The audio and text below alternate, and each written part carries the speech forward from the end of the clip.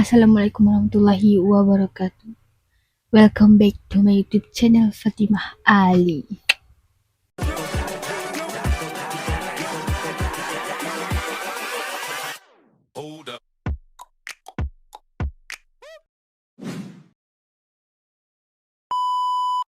So, memandangkan bukan banyak lah, memandangkan ada yang suka saya buat cerita seram, and then saya tengok view video saya yang sebelum ni pun makin naik disebabkan saya cerita seram.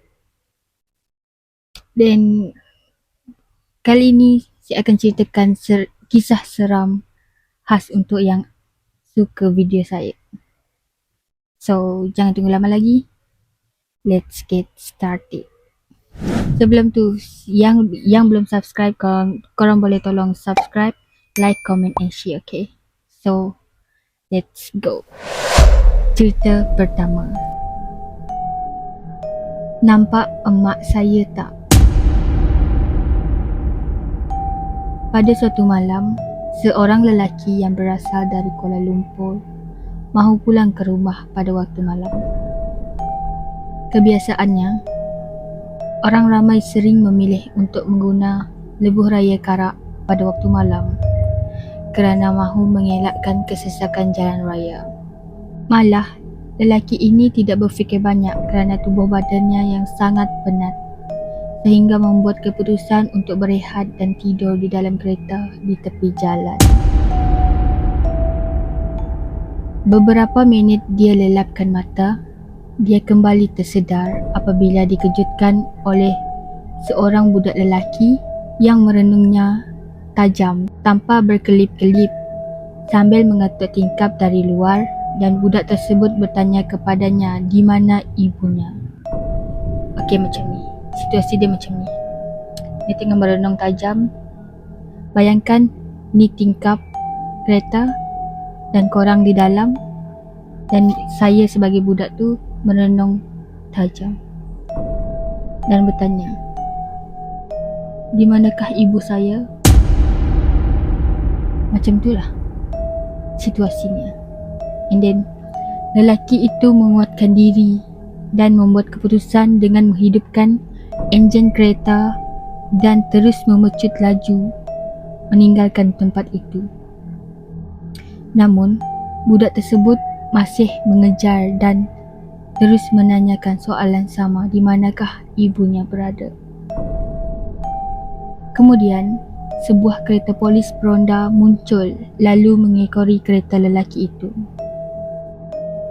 Ketika itulah hantu budak sesat yang mencari ibu itu menghilangkan diri. Lelaki yang dalam ketakutan itu telah menceritakan segala-galanya kepada pegawai polis itu.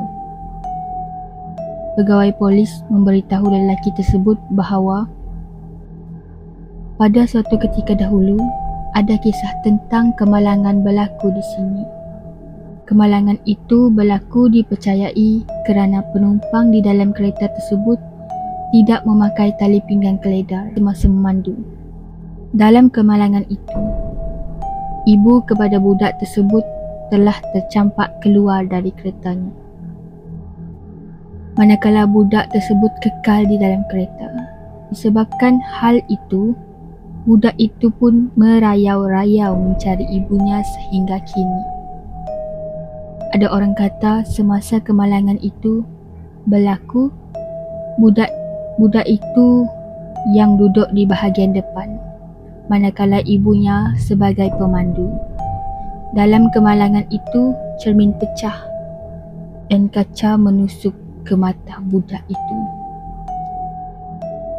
Itu sahaja dari cerita pertama. Korang bayangkan jalan Karak lama tu banyak tragedi-tragedi yang seram berlaku. Bayangkan korang bawa kereta sorang-sorang, lepas tu korang rasa mengantuk, korang rehat tepi jalan, tidur sekejap, and then datang seorang budak menjengah ke tingkap kereta anda. Lepas tu matanya dengan tajam dan bertanya, "Di mana ibu saya? Di mana ibu saya? Di mana ibu saya?" Apakah reaksi anda semasa itu? Kalau saya dah pecut dah. So, kita pergi ke cerita nombor 2. Bertajuk Misteri UiTM Puncak Alam.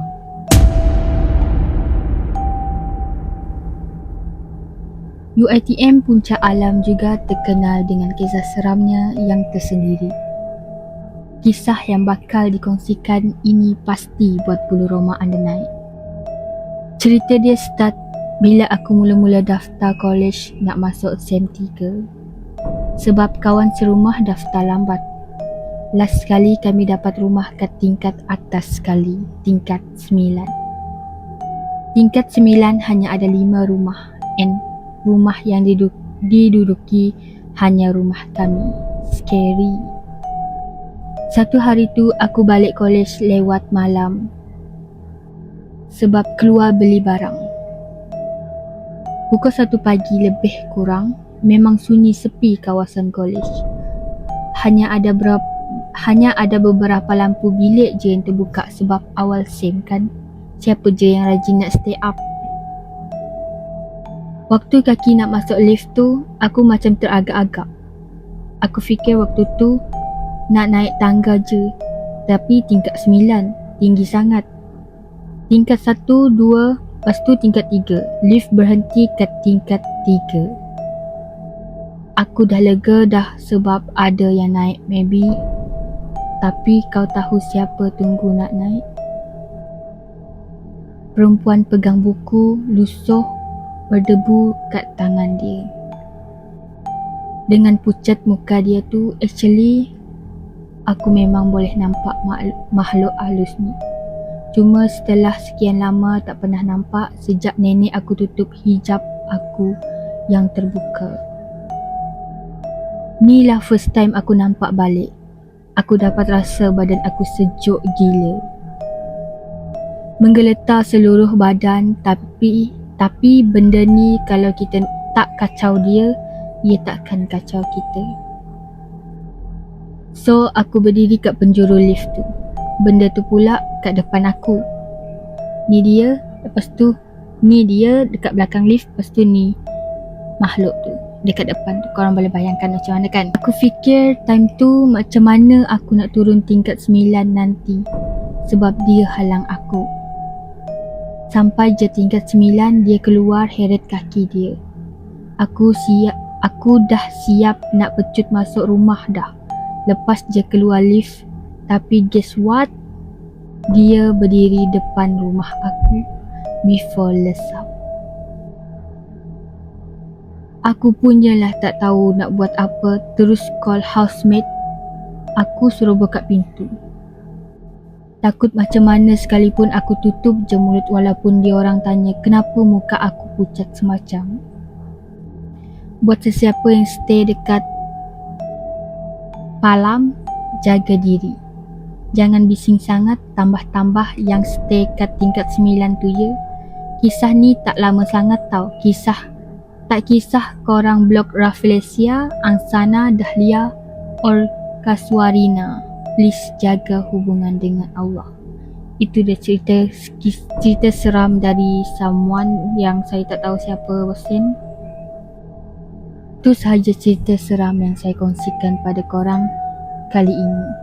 Dan kalau korang ada cerita seram yang lebih seram dari cerita yang saya ceritakan tadi, korang boleh send dekat email saya di bawah. Dan kalau korang suka video saya, korang suka saya cerita kisah seram, korang like, comment and share. Dan korang boleh komen di bawah untuk cerita yang seterusnya. Cerita apa yang saya akan ceritakan. Thank you.